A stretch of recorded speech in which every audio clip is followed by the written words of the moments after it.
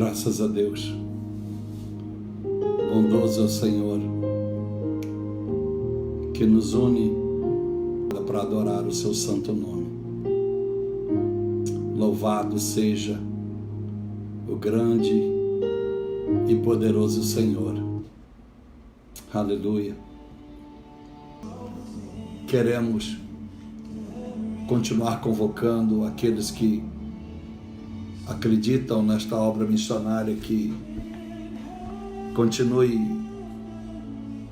nos abençoando, continue investindo nesta obra, porque o nosso desafio é grande.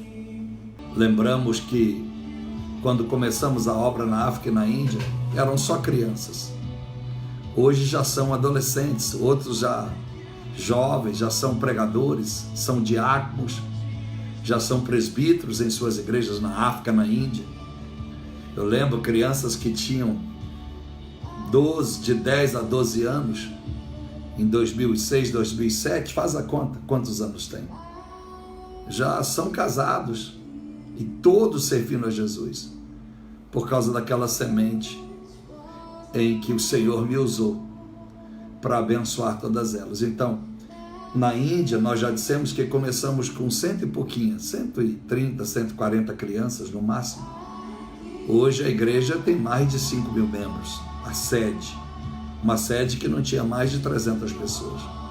Tudo com o nosso trabalho de criança, tudo com o nosso esforço para alcançar aquelas crianças. Então, essa visão que Deus me deu lá atrás, Kids for Christ, Crianças para Cristo, mudou a história da igreja da Índia, a do pastor Book, em Moçambique, uma igreja pequenininha, que hoje está finalizando a maior igreja do país.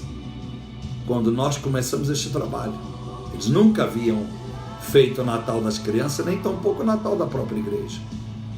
E a igreja de Moçambique, que também não tinha lá mais que 200 pessoas, hoje está terminando na obra para lá 3 mil pessoas sentadas. Então só Deus faz essas coisas.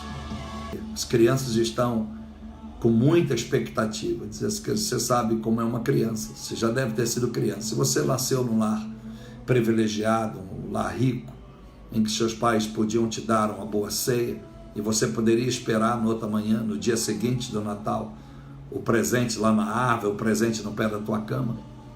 Talvez você também tenha perdido noites de sono na proximidade da festividade do Natal. Mas você imagina essas crianças que nunca tiveram Natal, que nunca foram lembradas, que Jesus é um mito, é uma lenda. E agora, imagina todas essas crianças nessa ilha, recebendo brinquedos pula-pula que nós alugamos. Imagine comida à vontade, tudo à vontade, frutas, presentes, e orando também por cada uma delas, ungindo, impondo as nossas mãos sobre elas. E na África você vai ter oportunidade de ver, quando você começa alguma coisa ao ar livre, e você espera 500 pessoas, daqui a pouco tem 3 mil pessoas, vão se aglomerando, uma multidão incontável, por causa da comida, daquilo que elas esperam que hão de receber. Então eu creio que vai ser muito lindo, e eu conto com a ajuda dos irmãos. Você que é empresário, você que é empresária, você que pode honrar a sua própria vida, fazendo algo que você nunca fez diferente. Eu, quando era empresário lá atrás, numa outra condição, presidente de uma multinacional, era o meu prazer fazer isso, abençoar com força ministérios que investiam em missões. Se nós tivermos mais condição, alcançaremos maior número de vidas, nós abençoaremos mais vidas, tá bom? Eu quero ler para os irmãos um texto que está no livro de Mateus. Nós estamos ministrando sobre aquilo que Jesus falou, aquilo que saiu dos seus lábios diretamente aos ouvidos de todos, não por revelação do Espírito Santo. Nós sabemos que toda a Bíblia Sagrada, João 1, capítulo 1, verso 1 adiante, Jesus era o Verbo. Jesus é o Verbo, era Deus, estava com Deus. Sabemos que toda a palavra é Jesus. Nada que foi feito seria sido feito e criado se não fosse por Ele e para Ele. Sabemos disso. Colossenses, Paulo aos Colossenses, capítulo 2, nos revela isso. Nós temos certeza, Hebreus nos revela isso. Nós sabemos, temos a plena convicção. Mas você pode ter uma Bíblia grifada aí, em vermelho, tudo que Jesus disse no Novo Testamento, aquilo que soou da sua voz, dos seus lábios, sem revelação do Espírito Santo. Quer dizer, quando eu digo sem revelação do Espírito Santo, sem que o Espírito Santo revelasse a alguém, desde lá de Moisés, desde os profetas, e eles escreveram, sem discernir que era Jesus. Para eles, Deus era um só. No Primeiro Testamento, Davi é que discerne que há um Senhor assentado no trono ao lado do meu Senhor. Davi discerne isso, Davi está discernindo isso. Mas a grande maioria, Moisés por revelação. Mas a maioria conhece Deus por Jeová. O Jeová Nissi, Jeová Rafá, Jeová Jiré. E por aí vai. Eles não têm esse discernimento do Pai, do Filho e do Espírito Santo. Esse grande discernimento vai vir no Novo Testamento. Porque quando se falava no Espírito, se falava no Espírito de Deus, como se o Espírito fosse o próprio Deus. E nós sabemos que o Espírito Santo é Deus, mas são três senhores, um só Deus. Essa revelação clara está em Mateus 28, verso 18, a verso 19, quando Jesus pede que os discípulos possam ir a todas as nações, tribos e línguas, até os confins da terra, pregando o Evangelho e batizando em nome do Pai, em nome do Filho e em nome do Espírito Santo. Então, todos três têm um nome, mas isso ainda era muito desconhecido no Primeiro Testamento. Tá bom? Então, eu estou ministrando por esses dias aquilo que Jesus falou. Não precisou que ninguém falasse por ele. E o texto para que eu ore por nós está em Mateus capítulo de número 27, verso 46. O que está escrito lá? E perto da hora nona, exclamou Jesus em alta voz, dizendo, Eli, Eli, lema sabachthani. Isto é, Deus meu, por que me desamparastes? O mesmo texto, chamando a atenção dos irmãos, está em Marcos, no capítulo de número 15, o mesmo texto. Mas olha o que Marcos escreve. O mesmo texto, o mesmo momento na cruz do Calvário, está escrito, é a hora nona. Jesus então exclamou com grande voz, dizendo, Eloi, Eloi, lema sabachthani. Isso traduzido é Deus, meu Deus, por que me desamparaste? Há uma grande diferença, ainda que pareça ser igual. Quando você lê os dois textos, diferenciado de dias e tempo, distintamente, sem atentar por essa diferença, você não percebe. Parece que é a mesma coisa. Chamar Deus como chamou Mateus e como chama Marcos. Um expressa o aramaico, que era o falado na geração de Jesus por quase todos. Era o grego misturado com o hebraico, com o aramaico. Dizia-se, os gregos, os eruditos, que era o aramaico melhorado. Ali já era uma estratégia do inimigo, do diabo, para diluir a essência, ou para manipular a essência da palavra. Já Mateus, fiel ao judaísmo, ao hebraísmo, ao hebraico, não falado no cotidiano, mas o hebraico, que ele buscou isso lá dos profetas, nas cartas, nos pergaminhos de Moisés, é diferente. Ele está chamando o Senhor pelo aramaico, pelo hebraico. Então, quando você lê essas diferenças, porque Eli de Elohi dá uma conotação completamente diferente. Exemplo, eu te dou no Salmo de número 22, quando a Bíblia diz que no versículo 1, o que está escrito: Deus meu, por que me desamparaste? Por que te alongas das palavras do meu bramido e não me auxilias? Por que tu permite que eu clame tanto? Por que tu permite que eu tanto me angustio para que tu me auxilias? Por quê? Então o verso de número 22 é nada mais, o Salmo de Davi, o prenúncio de que iria acontecer lá.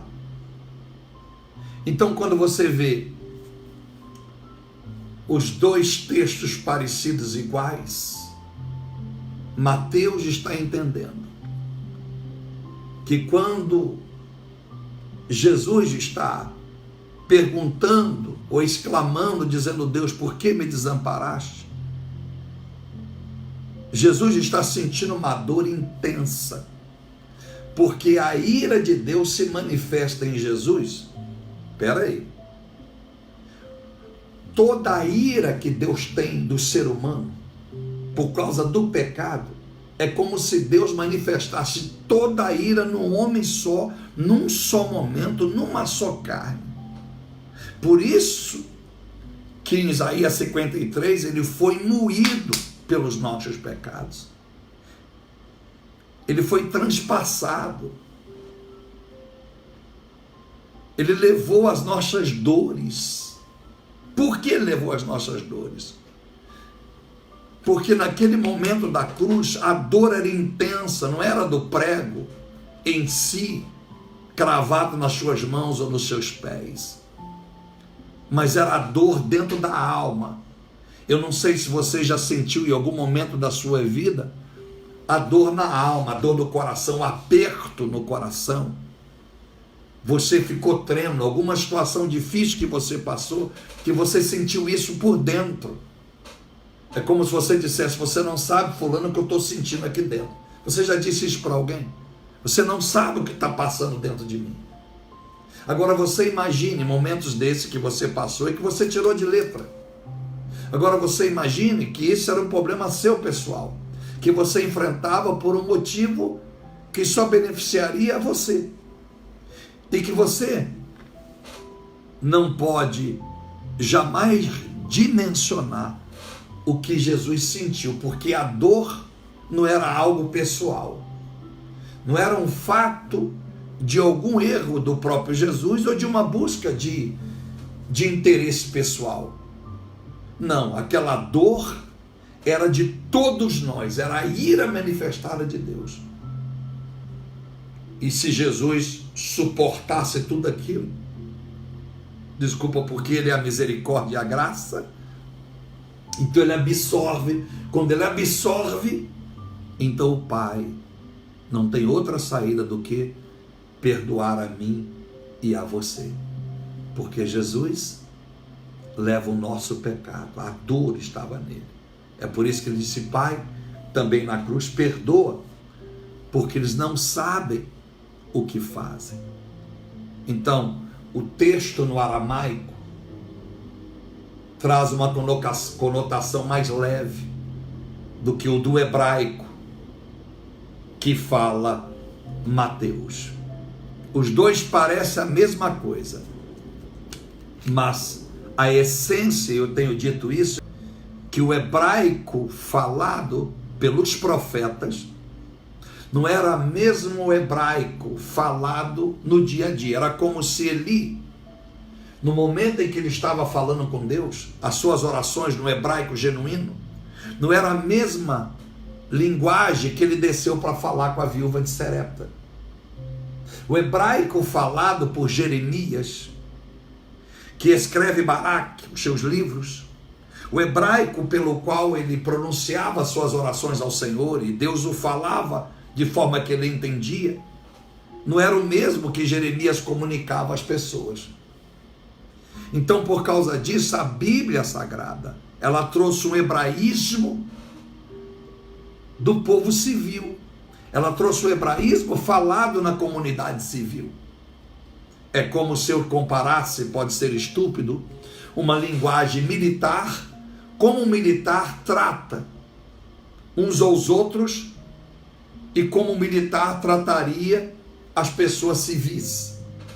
É como um policial, ele diz, olha, a militância, a linguagem policial é diferente daquela que ele fala com a esposa, com os filhos, com as pessoas no geral. Então, eu estou tentando fazer você entender. O hebraico bíblico não tem nada a ver com o hebraico dito durante séculos, porque 400 anos depois de Cristo, o hebraico foi praticamente varrido por causa dos romanos, por causa do Império Romano, por causa da influência grega, por causa da influência do latim. Então, começou-se primar apenas pelo aramaico. E o aramaico, pela tendência grega, mudou completamente o contexto. O que faz com aquilo que a pessoa lê não tem o mesmo impacto daquilo que era original.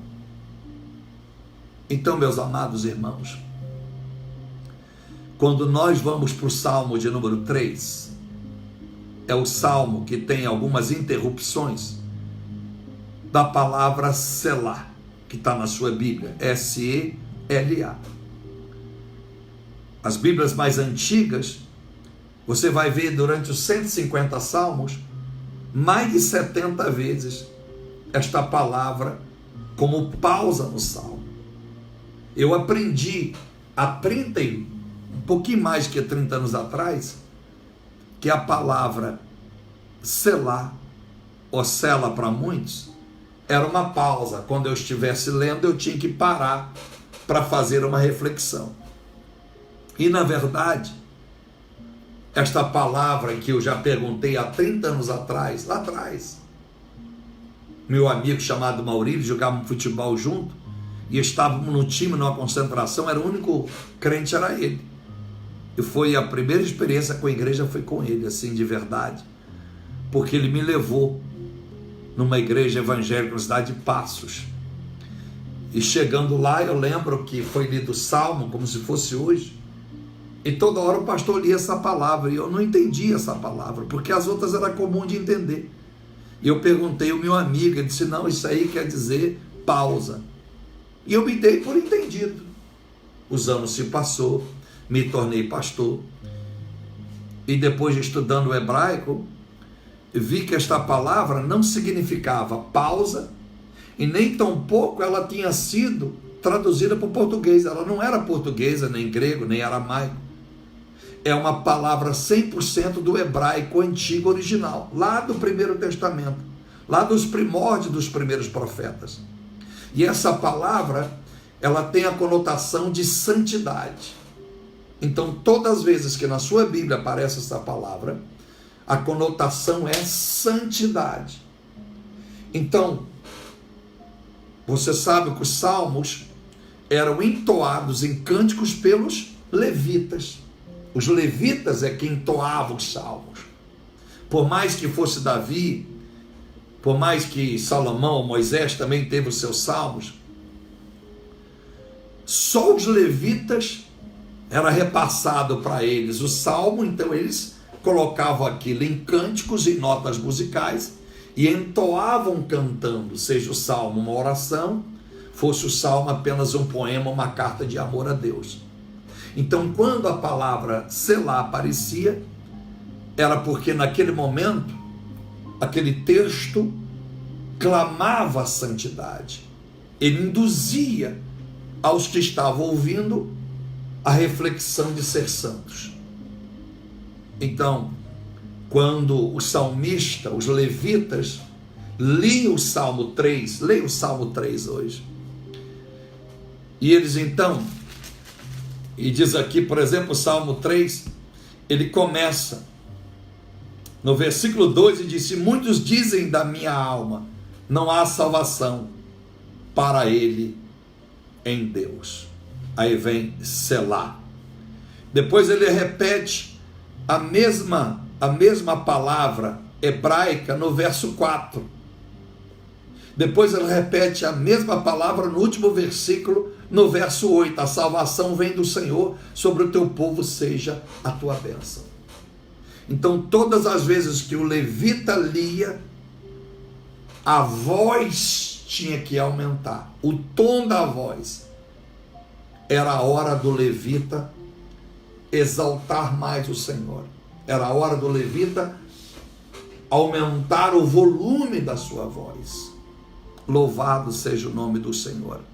Era um momento intenso do salmo. Por isso que quando as pessoas leem a Bíblia, como lê corriqueiramente um livro, um jornal, uma notícia na rede social, não faz sentido para a grande maioria. Porque a Bíblia ela tem que ler com interpretação. É como se você estivesse lendo um texto para você fazer um papel teatral, fazer um papel hollywoodiano, você vai fazer um filme, você tem que ler o texto e entoar o texto como o texto lhe chama a entoação. Então, meus amados irmãos, eu quero te dizer nesta madrugada, e vou orar por ti agora, que o Senhor Jesus, nos seus mais profundos mistérios da palavra, guardou muita coisa nas entrelinhas para os tempos oportunos, para os tempos vindouros que viria, para revelar a sua vinda. Eram os enigmas da palavra, para que nós pudéssemos discernir a sua volta. Jesus está voltando. Evidentemente eu não sei a hora, mas eu posso lhe afirmar que por aquilo que eu mesmo sinto como homem, a força do pecado querendo me dominar, a força do mundo querendo me tragar, querendo que eu empregue muito menos força no evangelho e mais força no meu trabalho, tentando me iludir de que o dinheiro vai fazer com que eu tenha um belo ministério, porque eu conheço a obra. Foi muitos anos vivendo só, na solidão, embora muitas das vezes envolvido com pessoas, mas me sentindo só. São praticamente 20 anos. 20 anos. 20 anos não é 2 meses, não são 2 anos. Morando só, de casa em casa, de bairro em bairro, cidade em cidade. Então eu sei o que eu estou lhe dizendo. A força do mal, muitas das vezes parece invencível. É como se eu não tivesse potência. É como se eu me sentisse impotente diante dessa força que quer me destruir, que quer desviar a minha atenção. Então eu quero orar por cada um de nós e dizer a você que, assim como nos Salmos, a palavra Selá, ela trazia uma necessidade de entoar com mais alta voz a glória do Senhor, porque o texto chamava santidade. O que Jesus falou naquele momento, o que Jesus ministrou naquele momento, Eli, Eli, lema sabachthani, Deus meu, ó Deus meu, por que me desamparastes? O que nós queremos fazer com o sentimento de Jesus? Às vezes as histórias são lindas como a de filme. Quantos filmes você já assistiu e a história, embora for fictícia, embora a história é uma ficção, mas você chorou no filme. Você já teve filme que você chorou? Já teve novela, você que gosta de novela, ou que já assistiu, você chorou em algum final do capítulo? Você já chorou em filmes que você sabe que era uma ficção, mas a história, o enredo foi tão forte que derramou as tuas lágrimas. Não é verdade? Então, meus amados irmãos, o que nós faremos com o sentimento real de Jesus? Isso aqui não é uma ficção. Isso aqui não é um texto escrito por nenhum roteirista, nenhum cineasta. Jesus sofreu. Jesus merece que nós venhamos aplaudi-lo, não com as nossas palmas, com as duas mãos, mas aplaudi-lo refletindo na nossa vida, refletindo no que nós queremos viver com ele. Eu sei que você, como eu, tem probabilidades carnais. Eu sei que você, como eu, temos probabilidades de falhas. Mas não podemos nos acomodar nisso. Temos que termos, se posso usar esse termo, caráter, vergonha na cara. Não podemos usar óleo de peroba, que se usava antigamente nas madeiras, para tentar impedir os cupins. Nada pode mascarar o que realmente somos. Deus precisa da nossa reflexão. Deus precisa da nossa entrega. Deus precisa da nossa fidelidade. Quando Deus permite que Jesus passe isso, você acha que ele passou isso só por você? Você acha que ele passou isso só por mim? Você acha que ele passou isso só pela sua igreja? É por isso que eu vou fazer a obra missionária. Então entenda o que Jesus disse aquele dia. O Pai não o desamparou.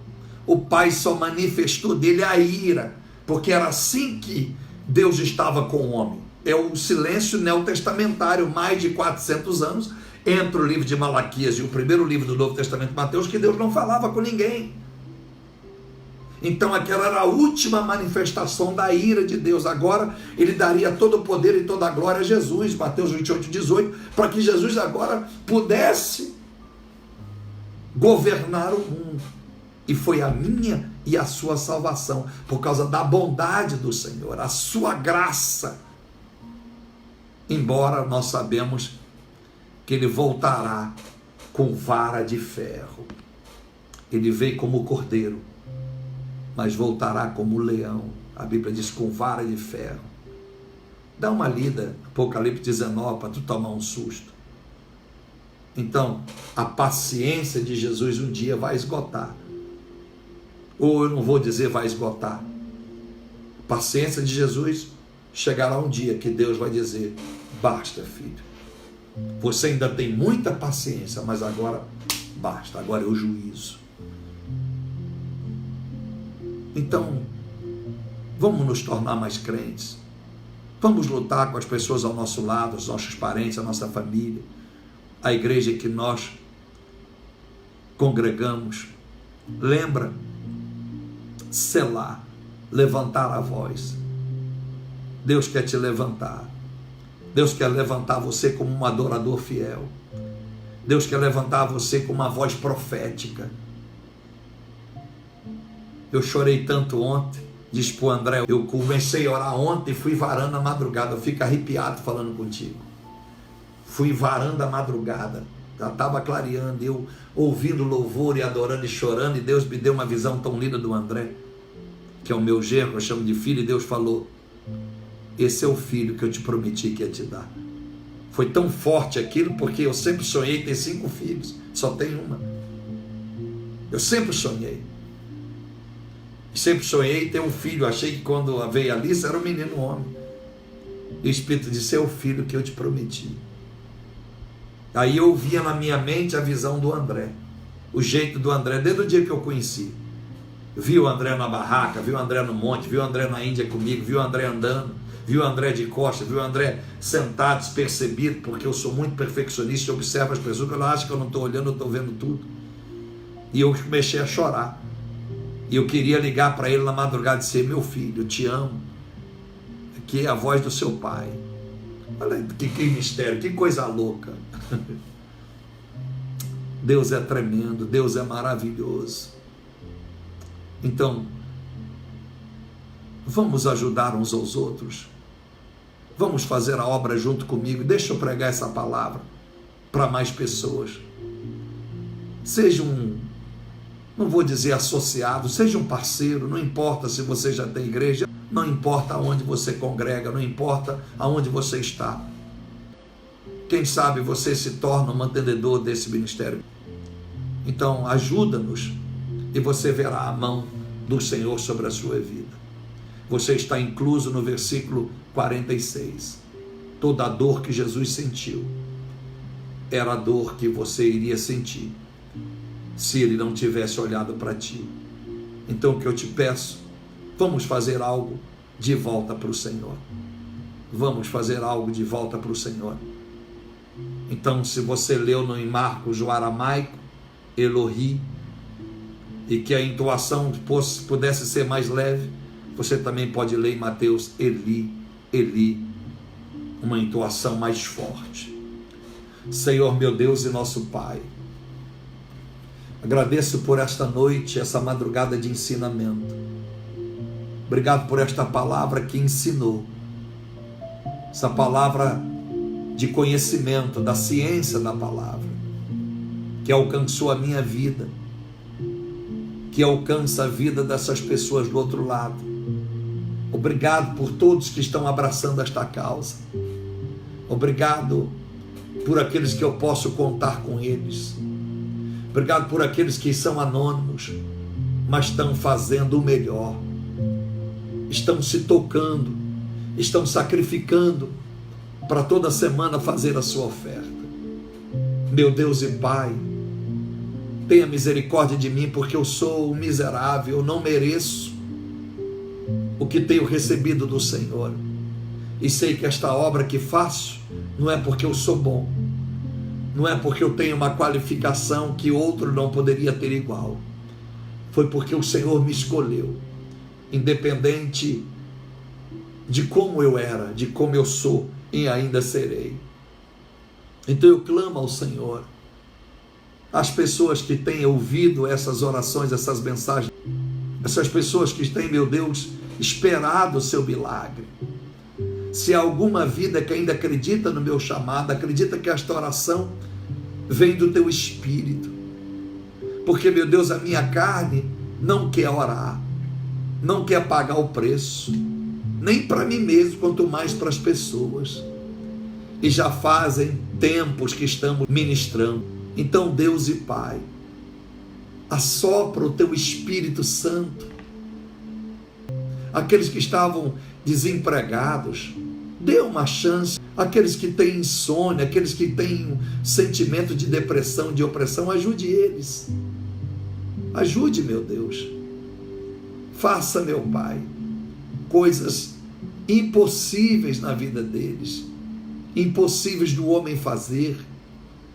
Meu Deus, abençoa as empresas que estão em crise, as empresas, os microempresários que estão lutando, pedindo ao Senhor que traga uma luz, as pessoas que trabalham de forma informal, as pessoas que estendem as suas barracas, o seu lençol numa feira e colocam os seus produtos. Meu Deus, esse é o melhor tempo para que eles possam ganhar algum dinheiro e se manter no mês de janeiro e fevereiro. Ajude as pessoas que estão fazendo um voto com o Senhor. Antes de receberem a bênção, estão fazendo um voto de serem doadores, de serem voluntários, dizimistas e ofertantes na sua obra, onde quer que eles estejam e aonde quer que o teu Espírito os induza a ofertar e dizimar. Abençoa os casamentos em crise, os relacionamentos, meu Pai, que estão vivendo angústias, já não se sabe por que terminaram, já não se sabe porque não tem química entre eles, já não se sabe mais porque eles não têm prazer de tocar na mão do outro, já não se sabe mais porque que não consegue se abraçar, já não se sabe mais porque não trocam mais mensagens, já não se sabe mais porque, meu Deus, não apreciam a mudança do cabelo, uma roupa nova um no outro, já não se consegue tocar na mesma cama. Em nome do Senhor Jesus Cristo, Pai, aquelas pessoas que precisam de uma oferta missionária, ajude o nosso ministério, ajude o Tabernáculo da Trindade, ajude, meu Deus, não em nome do tabernáculo em si ou da Assembleia de Deus, mas em nome do Senhor, me ajuda que eu tenha recurso para abençoar aquelas pessoas que estão vindo até a nós. pessoas que precisam de dinheiro para comida, outros é para remédio, porque a oração não tem curado, Pai. E nós precisamos abençoá-lo. Ajude, meu Deus, e o meu alvo é ter 1000 viúvas sustentadas pelo meu ministério. É um desejo que já faz 10 anos. 1000 viúvas e 10.000 crianças, como fez o missionário Muri, o pastor Muri, meu Deus, dos Estados Unidos. E o seu museu está lá perto da capital antiga de Massachusetts, Worcester, onde está lá o museu de Muri, o homem que fez escola bíblica para 50.000 crianças na Inglaterra. Em nome do Senhor, me ajude a ter orfanatos, me ajude a manter orfanato na China, na Índia, no Afeganistão. Os países islâmicos, meu Pai, estão trabalhando nas redes sociais, junto ao Face, junto ao Google, que são convenientes para inibir a proliferação de vídeos evangélicos, vídeos que falam de Cristo nas suas nações. Dubai, essa cidade tão desejada por todos, agora fez uma lei proibindo que Bíblia entre, que pastores entram com Bíblia dentro do país. E é um aeroporto que por muitas vezes eu passei horas indo de Emirates, de São Paulo até a Índia, indo por Emirates, que tem que parar na sua base, que é Dubai. E agora, meu Deus, as Bíblias proibidas. É proibido pregar em praça, é proibido pregar ao público. Em nome do Senhor Jesus, eu te clamo, Pai, me dê condições de produzir Bíblias em árabe, de produzir Bíblias, meu Pai, nas línguas que são faladas, para o Líbano, para o Afeganistão, o Paquistão. Ajude, Deus, que eu consiga mantenedores nesta obra. Eu amo a tua obra e eu quero pedir ao Senhor, concorda com a nossa oração. Quem sabe alguém concorda comigo esta hora, meu Deus, e assim eu poderei, meu Deus, ir mais além, pregando ensinamentos como esse, não para mostrar hebraico, aramaico, grego, latim, o que seja, mas para ministrar a essência da sua palavra e levar ao coração de todas as pessoas, tribos, nações e línguas, o verdadeiro evangelho, sem maquiagem, sem ser tendencioso para a denominação que eu posso estar servindo. Em nome de Cristo Jesus, eu abençoo você, eu abençoo a sua vida, eu abençoo a sua família e abençoo a mim mesmo. Eu estou refletindo na minha vida, não pensa que é só você. Eu vou fazer radicalmente mudança na minha vida. Não vou esperar dia 1º, não, para no dia do ano novo vestir roupa branca, não. Eu não creio nisso, misticismo, mas eu estou fazendo um relatório. Eu quero uma mudança radical na minha vida, uma radical. Eu vou lhe contar, você vai ver. E coisa que talvez vai te espantar. Você vai dizer, esse é o pastor, é ele mesmo. Cadê o cabelo dele? Eu quero servir a Jesus. Mas mais do que servir a Jesus, eu quero ser servo de Jesus para servir as pessoas em prol de Jesus. Não quero adorá-lo, dizer que te amo, sem que esse servir não seja estendido a pessoas como você. Tá bom? Que Deus te abençoe. Conte comigo e que eu possa contar com você. Divulgue esse vídeo, envia. Eu estou postando, repetindo várias vezes a minha chamada para as missões. Precisamos de ajuda, precisamos de mais gente, tá bom? O recurso que nós precisamos é muito pouco, muito pouco.